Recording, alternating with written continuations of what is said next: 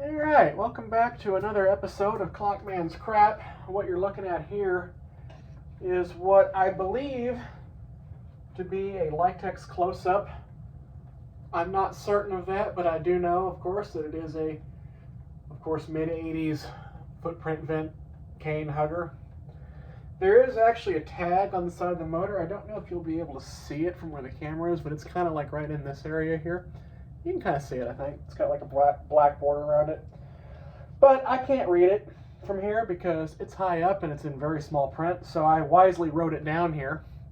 Or at least I wrote the important stuff. It has a file number of E77400.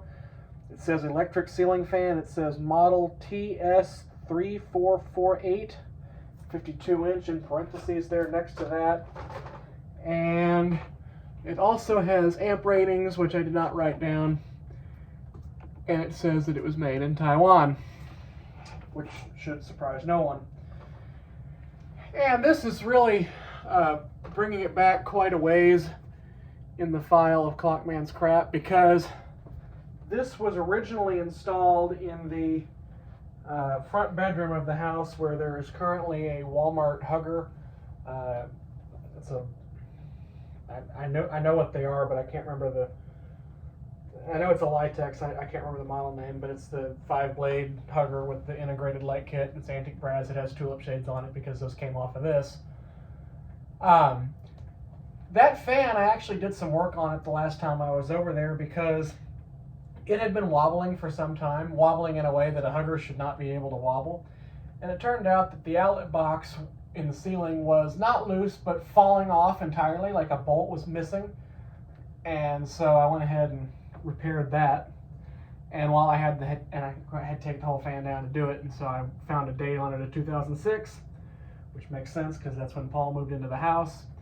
And I suspect that's when this was taken down, which means that it sat in a box, not even in the garage, but in the carport, for about 17 years before I found it. And of course, it's been sitting around here for a few years now, because I didn't find it with blades. I still don't have the blades for it. These are just a set that I had that I thought were close enough. But that is, other than that, that's how it was, I think. And I think I put this tassel on it, but I can't remember now. I don't remember what, if anything, it had on it previously. It may not have had anything. But I digress. I haven't really run this. I've, pulsed it enough to know that it does work, but that's about all I've done. So we'll see what we get here. It does have, I believe it has a selectable light kit. Let's verify that. Yes. Interesting that it starts with the center globe, because normally they go outers, then the middle, and then all. Of course, it's entirely possible that I had this light kit apart at one time and maybe I wired it that way.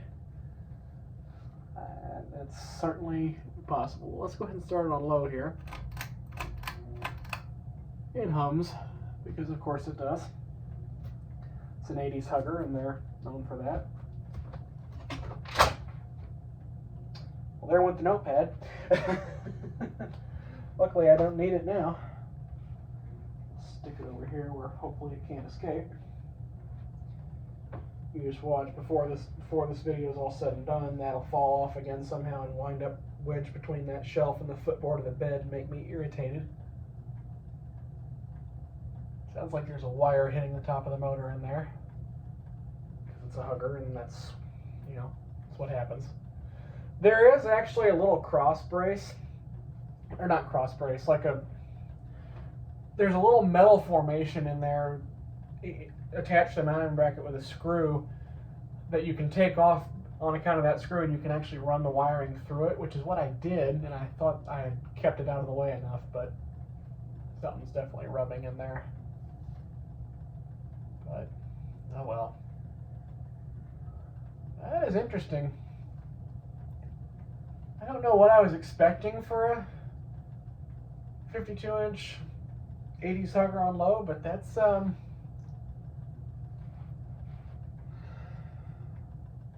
well, let's see, my watch has a second hand. Let's see if it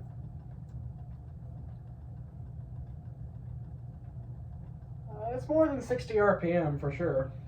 Not much more though. I suppose if I really cared that much, I could stick some kind of tape on one of the blade irons or something and count how many times it rolled past in the next minute, but I don't think I care that much.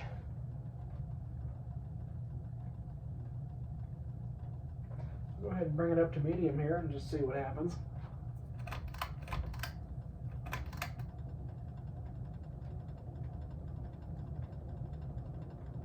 That's not annoying at all. Oh, dang. Well, other than the fact that that wire is making a horrible noise, that is interesting. That's medium speed, and that's, I think, moving more air and probably going about the same rate of speed that the Walmart Hugger does on high. So evidently there was something of a downgrade there. I can't imagine why it was replaced other than maybe it had cane blades originally like these are, and maybe he didn't like that. I don't know, but he certainly made his peace with the stencil, so, you know, on some of the other fans in the house, so. Of course, I suppose stencil's easier to make peace with than wicker. I don't know.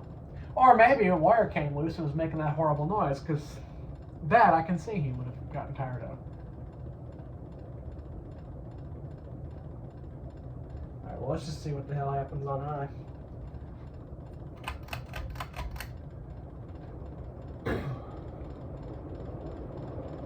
Oh, yeah. Wobbling quite a bit. This has like the Hugger variation of a ball and socket mount.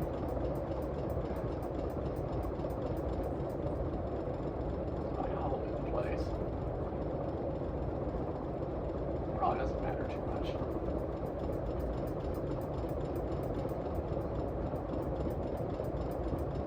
I'm gonna stand by the door and see if I can feel it.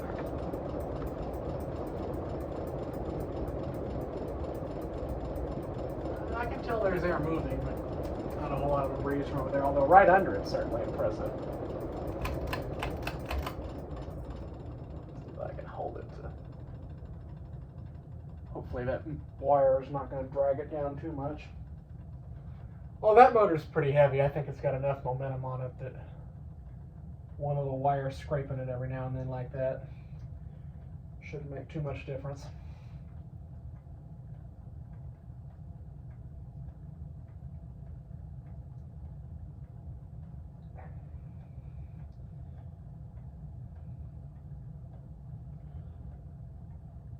Here's a question. Where are my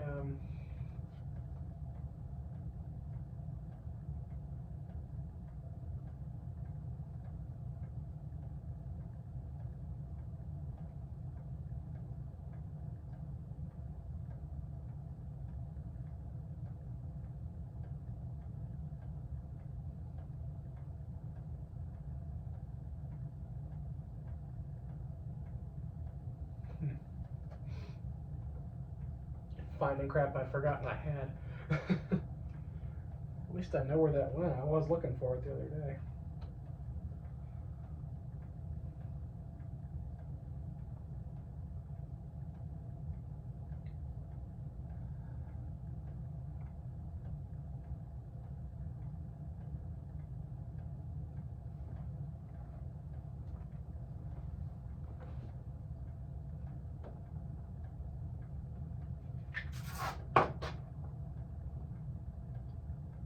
Yep, I knew that was going to happen. I need to get that print framed at some point, so it won't do that. I just haven't had time.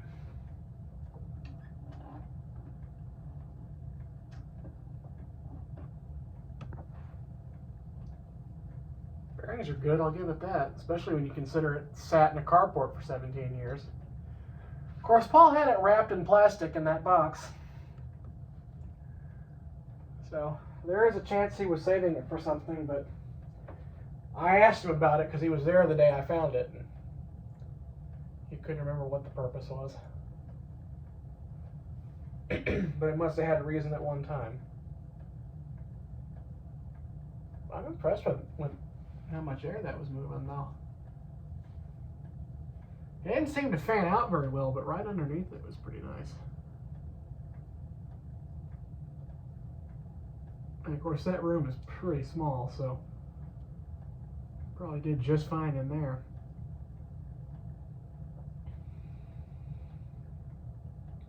Okay, finally. I'll give you a 0 to high here.